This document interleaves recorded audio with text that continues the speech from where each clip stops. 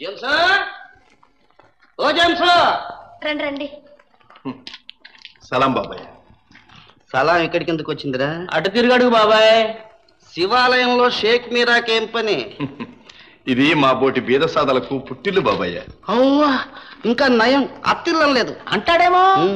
రే మీకందరికీ మా వెరిబాగులు జేమ్స్ ఒకటి తేరగా దొరికాడు నున్నగా కొరగడానికి. కాకా పట్టేసరికి ఉప్పి తప్పిపోయి మొహం ఏదో బారేస్తాడు, అది పట్టుకొని పోతారు. మిమ్మల్ని తాగాలయ్యా, మీరే బతికేనా? మీరు ఇలా మాట్లాడడం ఏం బాగాలేదు. నువ్వు ఊరుకో మరి.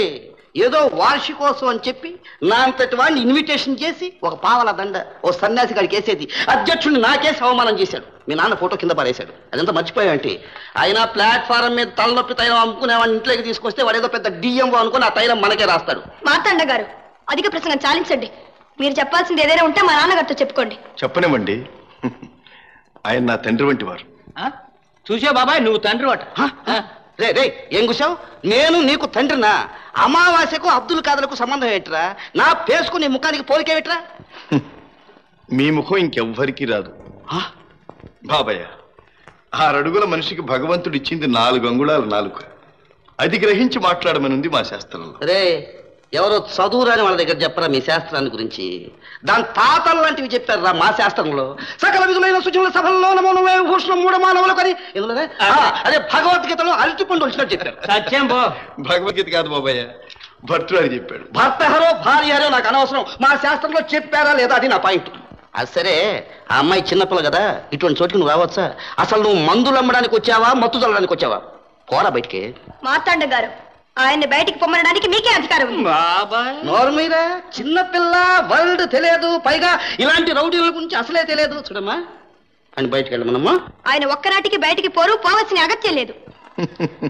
ఏమిట్రా లూజా? రే నా దగ్గర నీ గేమ్స్, నా సర్వీస్ ఎంత, నీ సర్వీస్ ఎంత? నువ్వు నాకు చీమ లాంటి వాడివిరా. బాబాయ్, ఒక చిన్న చీమ పెద్ద ఏనుగును అవస్థ పెట్టిన కథ మీకు తెలుసుగా. రే నువ్వు చీమవి, నేను ఏనుగుని. నువ్వు నన్ను అవస్థ పెట్టేవాడివి. చూడడం నేను ఏం చేస్తాను? ఆవేశపడకు బాబాయ్, ఆయుషం వస్తుంది. ఎవరక్కడ? విల్సన్. ఏమ్మా నౌకర్ని పిలిచావు, అంతవరకు వచ్చావు అన్నమాట. డాడీ ఎక్కడికి వెళ్ళారు? చర్చికి వెళ్ళారమ్మా. ఆ సంగతి ఆయనతో చెప్పు. ఎవరూ చెప్పక్కర్లా, నేనే వెళ్ళి జేమ్స్ ని కలుసుకొని విషయం ఏమిటో తేల్చేస్తాను. రే నువ్వు వెనకాలేరా. రహీం, మా ఇంట్లో మీకు అవమానం జరిగినందుకు చాలా విచారిస్తున్నాను. మీరెందుకు బాధపడతారు? ఇందులో నాకు జరిగిన అవమానం ఏమీ లేదు. వారు పెద్దవారు, చదువుకున్నవారు, తెలివి సంస్కారం ఉంటుందని ఊహించాను. అవేవీ నాకు లేవని నిరూపించుకొని వెళ్ళిపోయారు. వస్తాను.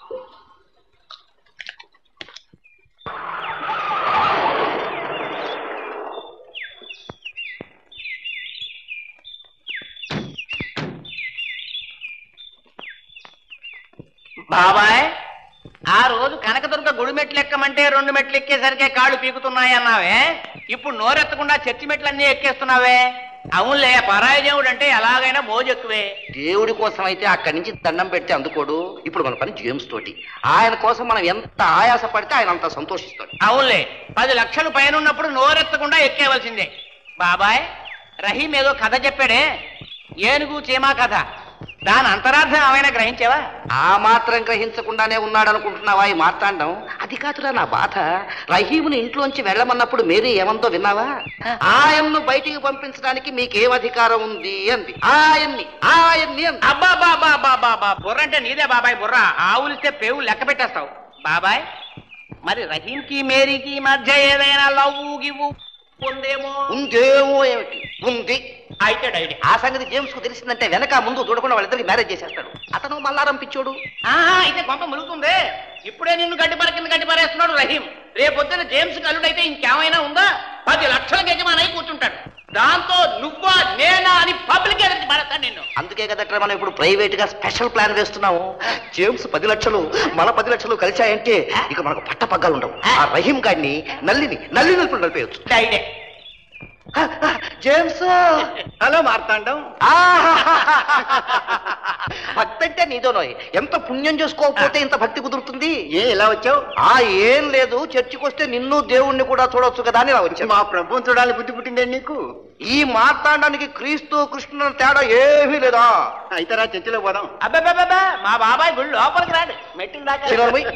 నిన్ను చూస్తే దేవుణ్ణి చూసినట్టు కదా. మా ఇంటికి పోదరా. ఏ విశేషం? ఏ విశేషం లేకుండా ఇంటి దాకా రమ్మంటానా? దా, దా, దా, దా, పద, పద, పద, పద.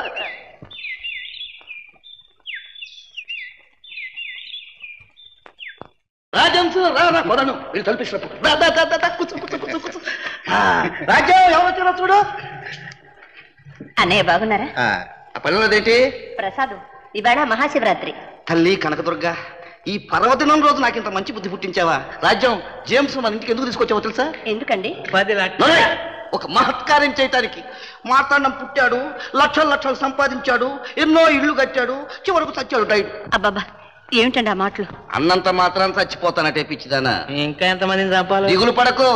మార్తాండం అనే మహనీయుడు పుట్టాడు, ఇంతవరకు ఎవ్వరూ చేయని ఘనకార్యం చేశాడు, లోకానికి కొత్త రోడ్డు చూపించాడు. నన్ను ఏం తెచ్చుకోబోతున్నాను?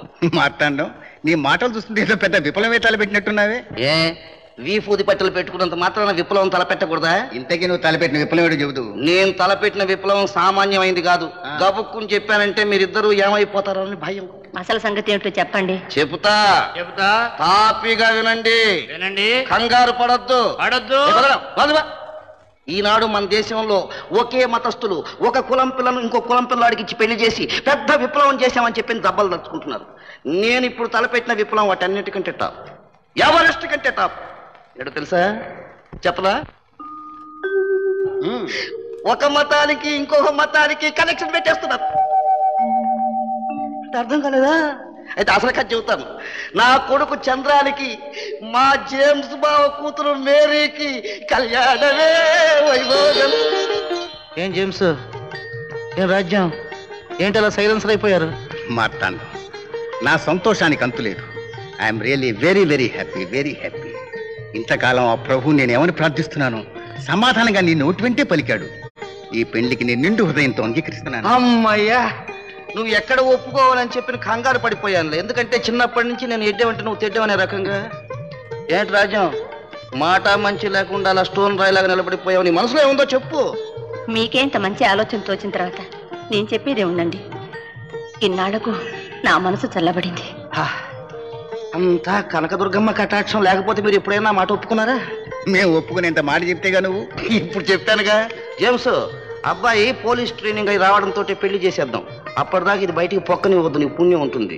మనం తలపెట్టింది విప్లవమా, దీన్ని చెడగొట్టాలని చూస్తుంటారు చాలా మంది ఓరవలేని వాళ్ళు. అమ్మాయితో కూడా చెప్పవద్దు. ఏం చేతంటే ఇక నుంచి నన్ను చూసి అమ్మాయి సిగ్గుపడుతుంటే అమ్మాయిని చూసి నేను సిగ్గుపడాల్సి ఉంటుంది. అమ్మాయ్యా, బాల్య స్నేహితులం, ఇన్నాళ్లకు వియ్యంకులం కాబోతున్నాం. ఏది నా నోట్లో నువ్వు పెట్టి నీ నోట్లో పెడతాను. లడ్డు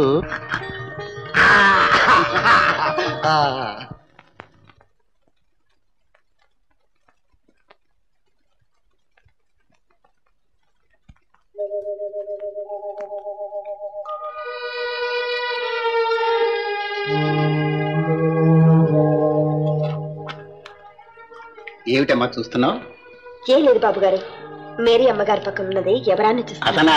జీవితాంతం మేరీ పక్కన ఎవరు నిలబడాలో అతనేనమ్మా. అతను మన ఇంటికి వస్తూ ఉంటాడు, ఇప్పుడు చూడలే? లేదండి. నా మిత్రుడు మార్తాండం లేడు, వజ్రవర్తకుడు, అతని కొడుకు చంద్రం. ఈ పెళ్లి జరగాలని చాలా కాలం నుంచి ఆశిస్తున్నాను. ఇప్పటికి సాధ్యమైంది. పెళ్లి నిశ్చయమైందా బాబు గారు? నిశ్చయమైందమ్మా. నేను రోమ్ నుంచి తిరిగి రాగానే పెళ్లి. చూడు సీత, పెళ్లి కొడుకు ఎట్లా ఉన్నాడు? నీకు నచ్చాడా? నచ్చాడు, బాగా నచ్చాడు.